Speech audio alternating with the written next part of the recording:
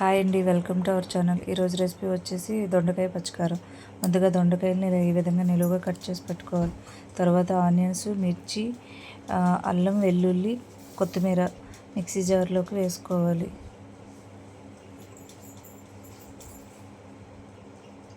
ఈ విధంగా ఒక్కొక్కటిగా మిక్సీ జార్లో వేసుకొని ఈ విధంగా పేస్ట్ చేసి పక్కన పెట్టుకోవాలి. తర్వాత స్టవ్ ఆన్ చేసి కడాయి పెట్టుకొని ఆయిల్ వేసుకోవాలి. ఆయిల్ హీట్ అయిన తర్వాత ఆవాలు,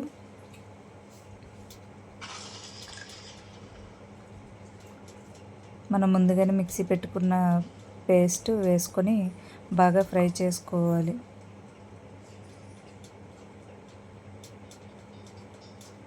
మూత పెట్టి ఫ్రై చేసుకోవాలి. ఈ విధంగా ఫ్రై అయిన తర్వాత మనం కట్ చేసి పెట్టుకున్న దొండకాయ పీసెస్ వేసుకోవాలి.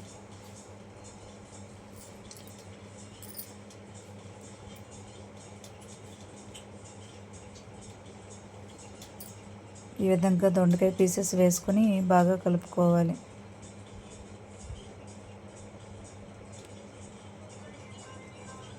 మూత పెట్టి దొండకాయలని బాగా కుక్ చేసుకోవాలి ఒక 3 మినిట్స్.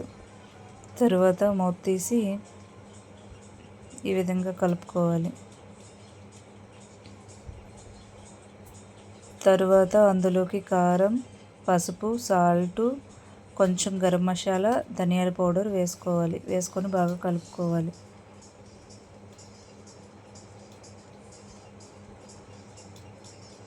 ఈ విధంగా కలుపుకున్న తరువాత కొంచెం పెరుగు తీసుకొని ఒక 1/2 కప్పు అందులో వేసుకోవాలి. వేసుకొని బాగా కలుపుకోవాలి. ఈ విధంగా పెరిగి వేసి చేయడం వల్ల దొండకాయ టేస్ట్ అయితే చాలా బాగుంటుంది ఫ్రెండ్స్. ఒకసారి ట్రై చేయండి. మీరు కూడా ట్రై చేసిన తర్వాత ఏ విధంగా వచ్చింది అనేది నాకు కామెంట్ చేయండి. ఈ విధంగా బాగా కలుపుకొని మూత పెట్టి ఒక 2 మినిట్స్ మగ్గించుకోవాలి. ఫైనలీ ఈ విధంగా తయారవుతుంది. తరువాత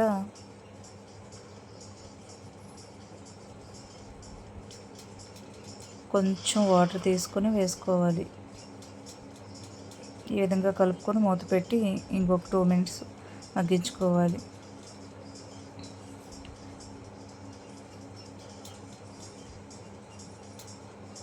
ఫైనలీ